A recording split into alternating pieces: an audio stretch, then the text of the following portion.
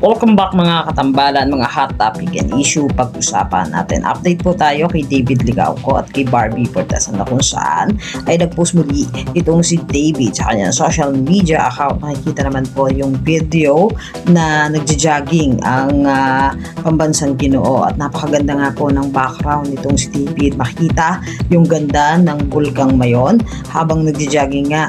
At talaga namang in-enjoy nitong si David ang pagpunta sa Tabaco Albay. Makikita rin yung photo na kung saan ay napaka-cute ng kanyang pamangkin na naglalaro at nakasakay doon sa tricycle. Makikita rin doon sa video na kasakay din itong si David doon sa tricycle na kung saan ay talaga namang in-enjoy yung pagpunta doon sa Bicol. At bukod doon, nag-post din itong si David para naman po sa close-up na kung saan ay talaga namang in-enjoy din itong si David gamit ang close-up na kung saan din ay brand ambassador ang pangbansang Ginoo. Samantalang si Barbie Fortesa naman po ay nagkaroon nga ng morning run kasama sina Kim Molina at Gerald Napoles. Makikita naman doon sa ilang mga photo na pinost itong si Barbie na nagkaroon pa nga ng breakfast. Itong sina Barbie kasama din sina Kim, Christopher Martin at ang kanyang ama.